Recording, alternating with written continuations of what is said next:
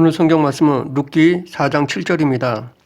유다 베들레헴에 살던 엘리멜렉은 흉년으로 인해 부인 나오미와 함께 두 아들을 데리고 고향을 떠나 모압으로 갔습니다. 그곳에서 엘리멜렉은 죽었고 후에 나오미의 두 아들 말론과 기련이 결혼을 하였는데 이 두 아들도 죽고 말았습니다. 그런 중에 하나님의 은혜로 유다의 풍년이라는 소식을 듣고 나오미는 고향으로 다시 돌아가려 했습니다. 그러나 나오미는 아직 젊은 두 며느리들을 함께 가기보다는 각자 자기 고향으로 돌려보내 다시 새로운 삶을 살게 해주려고 했습니다.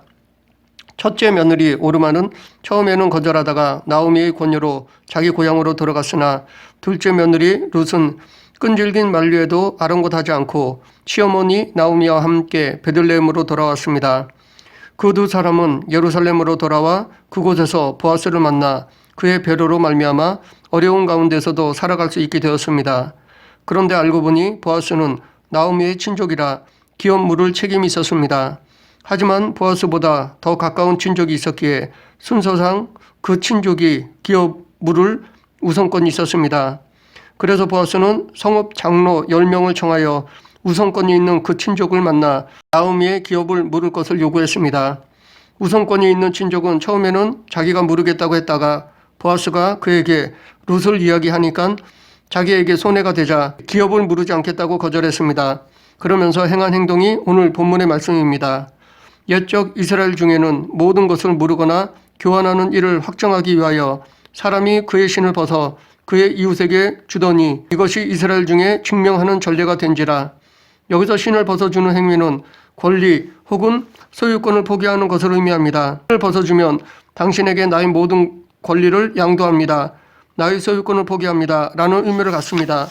그래서 기업 물을 우선권을 가지고 있던 사람은 자기 기업 물을 권리를 보아스에게 양도하고자 자기의 신을 벗어주었던 것입니다. 그런데 구약에 보면 하나님께서도 이 상징적 행위를 명할 때가 있었습니다. 하나님이 이스라엘의 지도자들에게 신을 벗으라고 명하신 것이 두 군데 나옵니다. 호렙 산딸기나무 불꽃 가운데서 모세에게 말씀하신 것이 첫 번째이고 여호수아가 여리고성 가까이 갔을 때 여호와의 군대 장관을 통해 말씀하신 것이 두 번째입니다.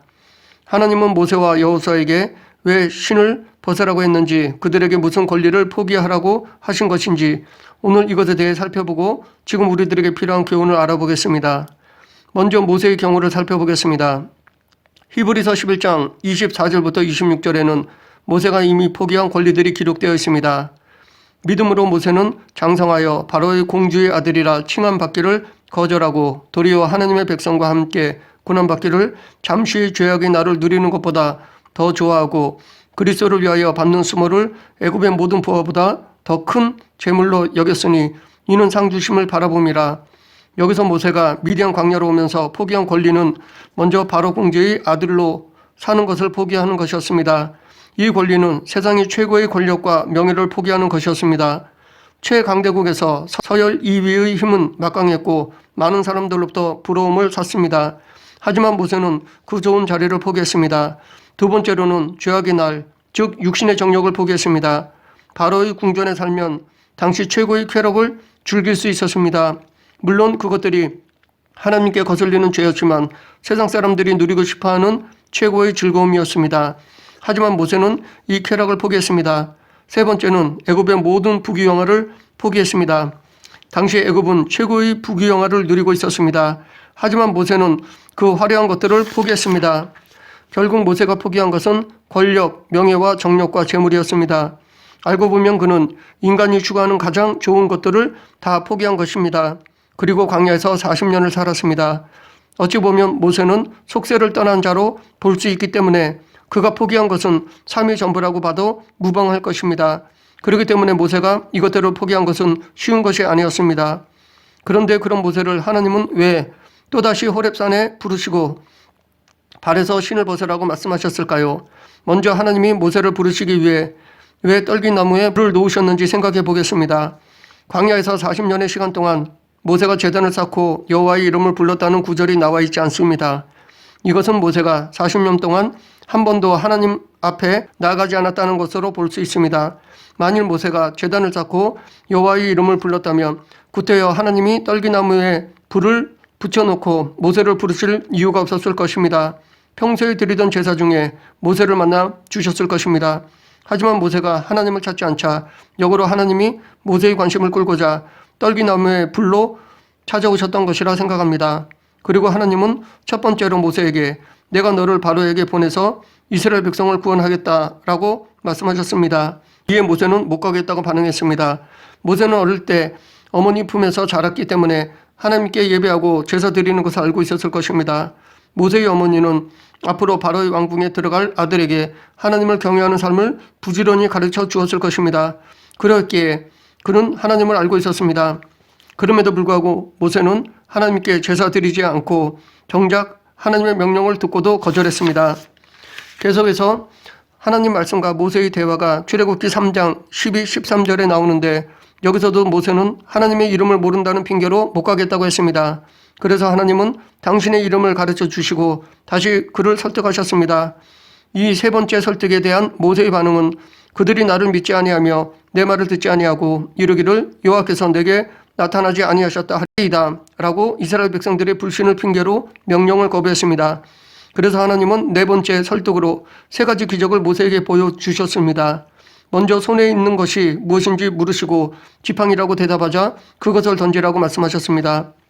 모세가 하나님의 말씀대로 던지자 그 지팡이가 뱀이 되었습니다.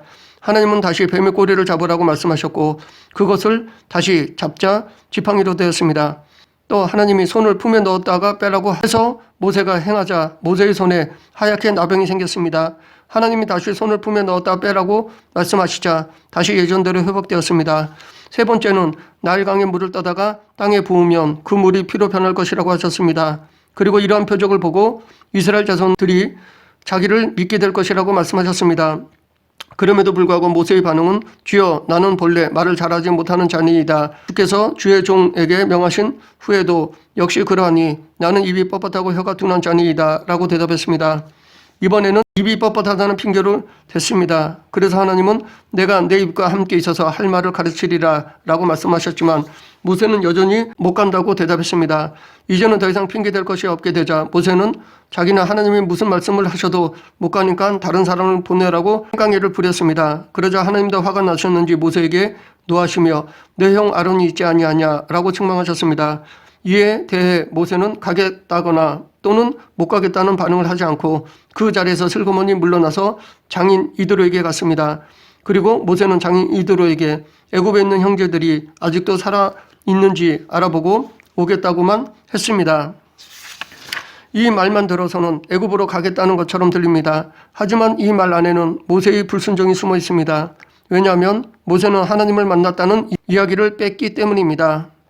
모세가 왜 하나님을 만났다는 것을 빼고 단지 고향 형제에 대한 이야기만 장인에게 했는지 그 이유가 있는데 장인 이드로는 제사장이었습니다. 미디안 이방인의 제사장이었기 때문에 그가 비록 하나님을 섬기지는 않았지만 신에 대하여 아는 사람이었습니다. 그래서 만약 모세가 이드로에게 지금까지 있는 그대로 이야기했다면 당장 짐을 싸서 떠나라고 했을 것이기 때문입니다. 그래서 단지 애굽에 있는 형제들이 아직도 생존하고 있는지 보고 오겠다라고만 말했던 것입니다. 그런데 여기서 또 한 번의 모세의 꼼수가 숨어 있습니다. 이렇게 이야기하면 장인의 허락을 받고 내일 가든 모레 가든 한 달 뒤에 가든 아무 상관이 없다는 것이 모세의 장교였습니다. 이런 모세에게 하나님은 애굽으로 돌아가라 내 생명을 찾던 자가 다 죽었느니라 라고 7번째로 설득하셨습니다. 6번째까지는 하나님이 모세에게 호렙산에서 설득하셨지만 7째는 미디안에서 모세에게 말씀하셨습니다. 모세가 미디안에 와서도 떠나지 않고 망설이고 있으니까 하나님이 그곳까지 오셔서 가도록 재촉하신 것입니다. 이렇게 7번째 설득을 듣고서야 모세는 할 수 없이 움직였습니다. 애굽에 가기 싫은 여러 가지 핑계를 포기하고 따르게 되었습니다. 그러나 모세에게는 아직도 하나님과의 관계에서 포기하지 않은 것이 있었습니다. 그래서 하나님은 8번째로 모세를 만나셨습니다. 그것이 출애굽기 4장 24절부터 26절인데 여기서 모세의 부인 시보라가 자기 아들에게 할례를 행하는 이야기가 나옵니다. 하나님은 모든 이스라엘 백성들의 남자들이 출생 후 8일 만에 할례를 행하라고 명했습니다. 그러나 모세는 정작 아들을 낳고도 할례를 행하지 않고 언약을 지키지 않았습니다. 그러니까 하나님께서 진노하셔서 모세를 죽이려 했던 것입니다. 비록 그가 하나님의 명령을 듣고 길을 떠나긴 했지만 당신과 맺은 언약을 지키지 않았기에 즉 말씀 앞에 신을 벗지 않았기에 그대로 둘 수가 없으셨던 것입니다. 이렇게 8번째에 가서야 모세는 하나님의 말씀에 대하여 완전히 굴복하였습니다. 비로소 하나님 말씀 앞에 철저히 신을 벗었습니다. 그 앞에서 신을 벗고 하나님을 인정하고 그분의 권위 앞에 순종했습니다. 하나님께서 과거 40년 전에 세상적으로 큰 권리를 포기했던 모세에게 다시 한번 신을 벗으라고 하신 것은 당신의 철저한 종이 되게 하고자 신을 벗으라고 하신 것입니다. 종으로서 자기의 모든 권리를 포기하고 철저히 순종하라는 의미에서 신을 벗으라고 하신 것입니다. 자기 이성을 내려놓고 순종하라는 의미에서 신을 벗으라고 하신 것입니다. 다음은 여호수아의 경우를 살펴보겠습니다. 여호수아 5장 13절부터 15절에서 하나님이 모세에게 말씀하신 것처럼 당신의 군대 장관을 통해 여호수아에게도 내 발에서 신을 벗으라, 내가 선 곳은 거룩하니라 라고 말씀하셨습니다. 그러면 왜 여호수아에게 신을 벗으라고 했을까요? 먼저 여호수아가 여리고 성으로 간 이유를 살펴보겠습니다. 200만 명이 넘는 이스라엘 백성들을 광야에서 40년 동안 인도했던 지도자 모세가 죽었습니다. 그리고 여호수아가 그 후임자로 세움을 받아 이스라엘 백성들을 인도하여 요단강을 건넜습니다. 이제 여호수아에게는 가나안 점령이라는 커다란 숙제가 놓여 있었습니다. 그렇기 때문에 여호수아는 어떻게 여리고 성을 공략할 것인지 근심 중에 여리고로 갔을 것입니다. 또한 여호수아는 자신의 처지를 생각했을 것입니다. 당시 이스라엘은 40년 동안 몇 번의 전쟁을 했었지만 그렇다고 그렇다 할 군사훈련을 받거나 제대로 된 무기를 지닌 정예군은 아니었습니다. 이런 이스라엘 백성들을 이끌고 어떻게 견고한 여리고성을 무너뜨릴 것인가가 여호수아에게는 가장 걱정이었을 것입니다. 이런 복잡한 심정으로 여호수아는 제대로 잠을 이루지 못하고 여리고로 갔을 것입니다. 여호수아서 1장 5절부터 9절의 말씀을 보면 하나님이 여호수아에게 3번씩이나 마음을 강하게 하고 담대히 하라고 말씀하셨습니다. 이것을 통해 여호수아가 여리고 성의 공략에 대하여 큰 부담을 가지고 있었음을 짐작할 수 있습니다. 그런데 하나님은 여호수아를 담대하게 하기 위해 여호수아에게 성을 무너뜨릴 중원군을 보내주겠다고 말씀하시지 않았습니다. 혹은 책임지고 성을 점령하게 해주겠다고 말씀하시지도 않았습니다. 그냥 마음을 담대히 하고 강하게 하라고만 말씀하셨습니다. 그 말씀만 듣고서 여호수아의 마음이 강하고 담대해질 수 있었을까요? 아무리 하나님이 말씀하셔도 여호수아는 그렇다 할 눈에 보이는 증거가 없으니까 확신을 가질 만한 증거가 없자 마음이 강해지지 않고 담대해지지 않았을 것입니다. 현실 상황에 얽매여 근심, 걱정, 염려가 되었을 것입니다. 그런 여호수아의 마음을 아시고 하나님은 가시적으로 당신의 군대 장관을 보내신 것입니다. 여호수아는 하나님이 보내신 군대 장관에게 당신이 우리 편입니까? 여리고 성의 편입니까? 라고 질문했습니다. 이 질문에 군대 장관은 이스라엘 편도 아니고 상대편도 아니라고 말했습니다. 그리고는 내 발에서 신을 벗으라고 말했습니다. 왜 여기서 신을 벗으라고 했을까요? 그것은 당신의 계획을 가르쳐 주고자 함이었습니다. 여호수아가 여호와의 군대 장관이 말한 대로 행하자 하나님은 그때서야 비로소 작전 명령을 내려 주셨습니다. 하나님이 주신 작전은 처음에는 무장한 사람들을 앞에 세우고 두 번째로 제사장 7을 세우고 그 다음에 법궤를 뒤따르게 하며 그 다음에 이스라엘 백성들을 따르게 하여 여리고성을 하루에 한 바퀴씩 돌고 마지막 7째 날에는 여리고성을 7바퀴 돌고 소리치라는 것이었습니다. 이것이 여리고성을 점령하기 위한 하나님의 작전 명령이었습니다. 그런데 이 작전은 전쟁을 치르기 위한 것이라고 볼 수 없습니다. 전쟁이 아이들 장난도 아니고 이 명령은 도저히 작전이라고 할 수 없는 것이었습니다. 그렇기 때문에 만약 이 작전 명령 앞에 신을 벗지 않은 사람이라면 10중 8구 여리고성을 무너뜨릴 수 없습니다. 제가 알아서 할 테니 하나님은 그냥 가만히 계십시오 라고 했을 것입니다. 자기 자신의 경험과 이성을 믿는 사람이라면 하나님의 이 작전 계획을 받아들이지 않을 것입니다. 하나님께서 여호수아에게 신을 벗으라고 하신 이유는 여호수아에게 이제부터는 여리고성을 공격하기 위해 작전을 세우고 전투를 지휘하고 전쟁의 승패에 대한 책임을 내려놓게 하기 위함입니다. 이스라엘 지도자라는 직무에서 이제부터는 아무 권리가 없는 종의 자세를 취하고 단지 철저히 당신의 말씀에 순종하라는 의미에서 신을 벗으라고 하신 것입니다. 이 두 사람을 통해 세상에서 하나님의 종은 어떤 사람인가에 대해 알 수 있습니다. 모세와 여호수아는 내 발에서 신을 벗으라는 하나님의 말씀에 신을 벗었습니다. 자신의 모든 권리를 포기하고 하나님의 뜻에 순종했습니다. 이렇게 하나님 앞에서 신을 벗고 순종하는 자를 당신의 종으로 여기십니다. 그렇다고 이들이 항상 하나님의 뜻에 순종만 하지는 않았습니다. 이 두 사람도 하나님 말씀 앞에 신을 벗지 않고 자기 권리를 행사한 적이 있었습니다. 하나님께 불순종하는 실수를 범하기도 했습니다. 민수기 20장 2절부터 10절에 보면 광야에서 이스라엘 백성들이 물이 없어 목이 말라 불평하자 하나님은 모세에게 지팡이를 들고 바위를 향하여 명령하라고 말씀하셨습니다. 그런데 이스라엘 백성들이 심하게 불평을 쏟아내자 모세는 분을 참지 못하고 그만 바위를 2번씩이나 지팡이로 내리쳤습니다. 그래서 하나님은 모세에게 너희가 나를 믿지 아니하고 이스라엘 자손의 목전에 나의 거룩함을 나타내지 아니한 고로 너희는 이 총회를 내가 그에게 준 땅으로 인도하여 드리지 못하리라 라고 말씀하셨습니다. 저는 개인적으로 모세를 가나안 땅에 들어가지 못하게 하신 것에 섭섭한 마음이 듭니다. 지도자의 명령에 따르지도 않고 밤낮 불평 불만만 하며 권위에 도전하기를 일삼았던 이스라엘 백성들을 40년간 이끌어온 모세인데 또한 그의 유일한 소원은 약속의 땅, 적과 흐르는 땅을 밟고 그곳에서 단을 쌓고 여호와의 이름을 부르는 것이었을 것입니다. 그런데 단 한 번의 실수로 좌절된다는 것은 너무나 안타깝습니다.